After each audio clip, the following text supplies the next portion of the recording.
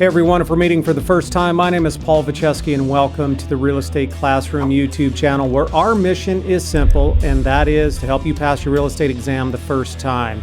And if you are studying for your exam, I highly recommend that you give this video a thumbs up, hit that red subscribe button, click on the notification bell so you're notified every time I upload a brand new study video.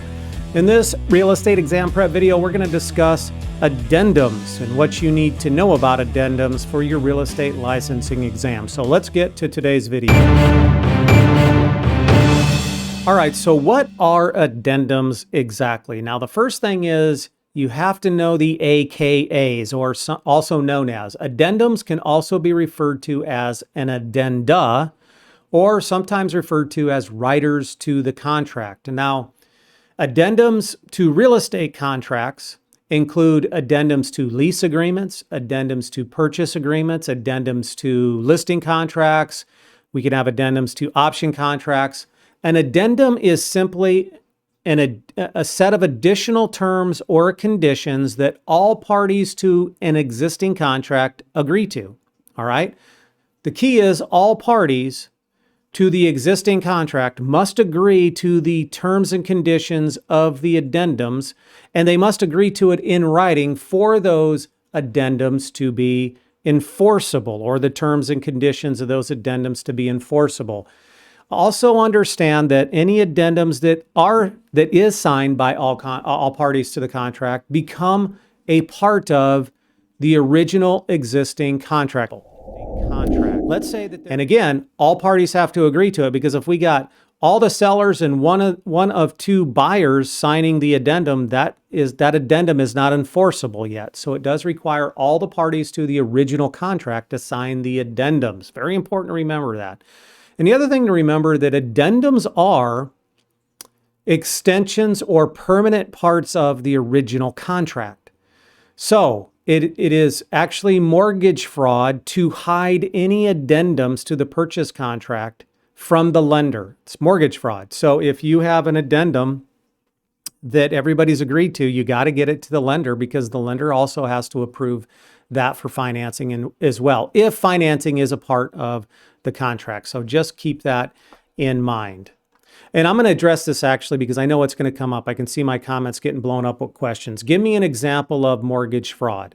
So let's say, very common prior to the 2009 and 10 mortgage crisis that we had, that sellers would give carpeting allowance. So the seller, in the terms of the contract, would write in there that we'll give the buyer a $5,000 allowance. So after closing, the buyer can then purchase their own carpet. It was very common. The regulation that followed, many of the regulations that followed the mortgage crisis, prohibited that kind of action. So here's an example in today's real estate world. We have the original existing contract, the purchase contract, and then there is an addendum that's drawn up that says that the seller will give the buyer $5,000 in carpeting allowance. But we're not going to give that to the lender, because we know that the lender won't allow that and it will jeopardize the financing. So we're going to keep that outside the purview of the underwriter and the lender. That is an example of mortgage fraud. Okay. All right. So what are some of the common addendums that we might see in a real estate transaction? Well, I have them listed on your screen. They're the LeadBased Paint disclosure, the Federal Housing Administration or FHA Mandatory Clause, the Veterans Affairs, or what we call the VA Escape Clause, the Real Estate Certification. So the first typical addendum we're going to see in a real estate transaction is the LeadBased Paint Addendum. Now, a LeadBased Paint Addendum applies to any home that's being rented or any home that's being sold that was built prior to 1978. And for detailed outline and discussion on how and what this disclosure is, I'm going to leave a link to a video that I did in the upper right-hand corner of your screen. But any home that's being sold or purchased, or any home that's being rented that was built prior to 1978, must include a lead-based paint disclosure. Most people in the real estate business know that. What they don't know is these disclosures are under the Code of Federal Regulation. They are addendum number 1 to the purchase contract and addendum number 1 to the lease agreement. And there are actually 2 different types of lead-based paint disclosures, one for landlord-tenant situations and one for buyer-seller. All right. The other thing is this addendum cannot be removed or negotiated out of the lease agreement or the purchase contract. It's actually codified in the Code of Federal Regulation that cannot be done. So a seller cannot remove that from the contract. And again, I did a complete video on the requirements of that, and check it out if you want further information on that. That is the first common addendum that we're going to see in a real estate transaction. All right, the next common type of addendum I want to discuss is called the Federal Housing Administration, or the FHA Amendatory Clause.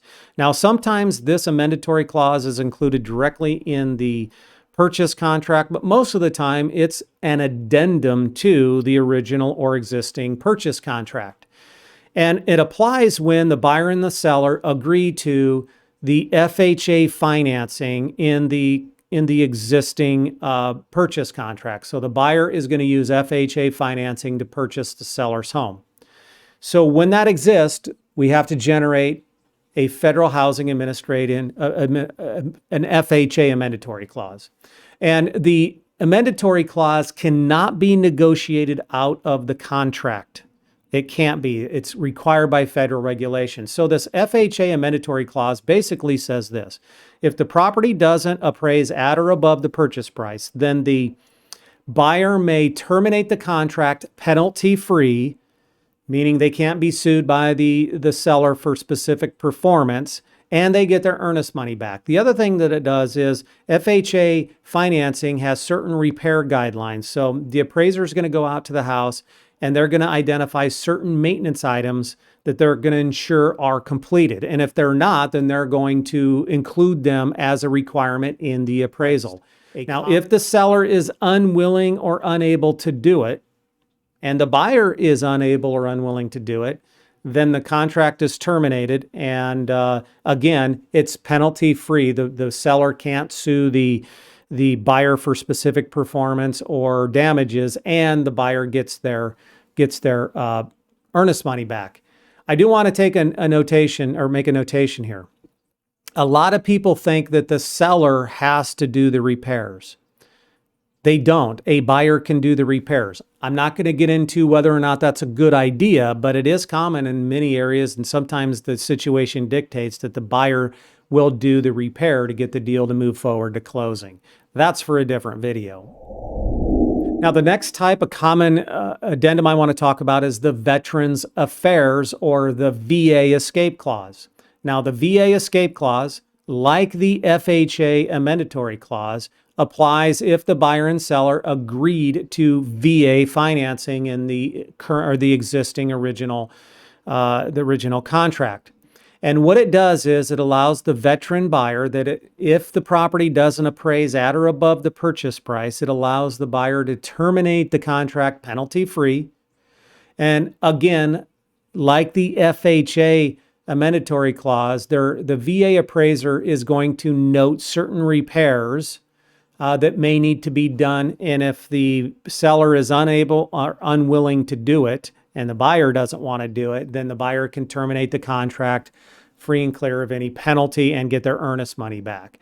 And again, like the FHA Amendatory Clause, the VA Escape Clause cannot be negotiated out of the contract. So keep that in mind. The next common addendum I want to discuss is the real estate certification. Now, the real estate certification is definitely required for all federally backed loan, but typically it's even required for conventional loan. And it's basically a statement that's in the contract itself or on an addendum that says that all parties affirm that the contract that they sign is the true contract. There are no side deals. There's no dual contracts.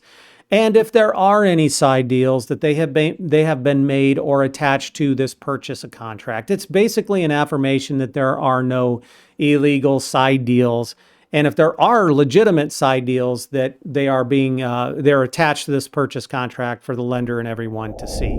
That is, and then last but not least, another common type of addendum is just a blank addendum. This is where we need to change or make additions to the existing contract.